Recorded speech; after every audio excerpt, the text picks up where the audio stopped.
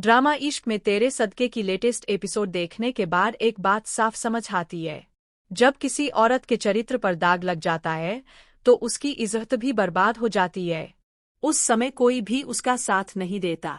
जिस व्यक्ति पर उसे सबसे ज्यादा भरोसा होता है कि वह उसका अपना है, वही सबसे पहले उसे छोड़कर चला जाता है। अब यही सब कुछ नूर के साथ होता हुआ दिखाई दे रहा है। नूर को इस बात पर बहुत गर्व था कि चाहे पूरी दुनिया उसके खिलाफ हो जाए, उसकी फूफी हमेशा उसका साथ देगी। लेकिन इस बार भी वह गलत साबित हुई। सबसे पहले उसकी फूफी ने ही उससे नजरें फेर लीं, क्योंकि माता पिता के लिए सबसे महत्वपूर्ण उनका अपना बच्चा होता है, चाहे वह जैसा भी हो। अंजुम के लिए उसका बेटा ही सबसे प्यारा है।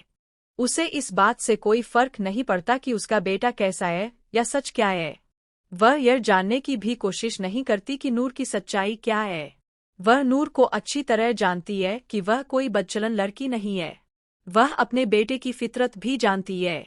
इसके बावजूद वह अपने बेटे का ही साथ देती है। जब वह नूर के पास जाती है तो कहती है, नूर, मुझे समझ नहीं आता कि तुम्हारा उस जुल्फिकार शाह के साथ आखिर क्या रिश्ता है। अगर तुम उसके साथ अपनी जिंदगी बर्बाद कर रही हो, अगर तुम्हें वह पसंद था या तुम उससे प्यार करती थी, तो कम से कम मुझे बता तो देती। मैं यह सब होने ही नहीं देती। लेकिन तुमने मुझे कभी अपना समझा ही नहीं, हमेशा पराया ही समझा। तुमने सब कुछ मुझसे छुपाया। अब नूर के पास कहने के लिए शब्द खत्म हो चुके हैं। वह पहले ही सबके सामने अपने चरित्र की इतनी सफाइयां दे चुकी है कि अब उसके पास कुछ भी बाकी नहीं रहा।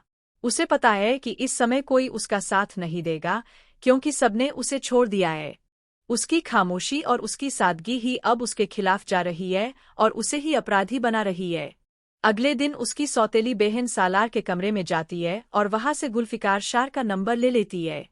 फिर वह उसे फोन करके कहती है कि नूर को यहाँ बहुत परेशान किया जा रहा है। तुम कहाँ हो? आकर उसे ले जाओ। अगर तुम सच में मेरी बहन से प्यार करने का दावा करते हो, तो अब उसे छोड़कर क्यों बैठे हो? असल में वह चाहती है कि किसी तरह जुल्फिकार शाह यहाँ आ जाए और एक तमाशा बन जाए, ताकि हमेशा के लिए नूर और जुल्फिकार शाह को इस घर से निकाल दिया जाए। ऐसा लग रहा है कि नूर का पति दूसरी शादी करने जा रहा है और नूर पर बहुत जुल्म हो रहा है। जब जुल्फिकार को यह बात पता चलती है तो वह गुस्से से भर जाता है और अपनी बंदूक निकाल लेता है। जुल्फिकार शाह एक बार फिर सालार के घर पहुंच जाता है। रास्ते में उसकी माँ भी उसे रोकने की बहुत कोशिश करती है। वह कहती है कि उस लड़की से हमारा कोई रिश्ता नहीं है। यह उसकी अपनी जिंदगी है। अगर वह अपनी जिंदगी बर्बाद करना चाहती है तो तुम क्यों उसका साथ दे रहे हो? उसे अकेला छोड़ दो। लेकिन जुल्फिकार कहता है, यह नहीं हो सकता। मैं नूर से बहुत प्यार करता हूँ और उसे किसी भी हाल में अकेला नहीं छोड़ सकता। फिर वह सीधे सालार के घर पहुंच जाता है। सिक्योरिटी गार्ड भी उसे रोकने की कोशिश करते हैं, लेकिन वह नहीं रुकता।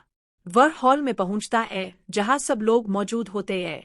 जब सब लोग उसे गुस्से में और हाथ में पिस्तौल लिए देखते हैं तो बहुत डर जाते हैं, क्योंकि वे जानते हैं कि जुल्फिकार कितना जुनूनी इंसान है।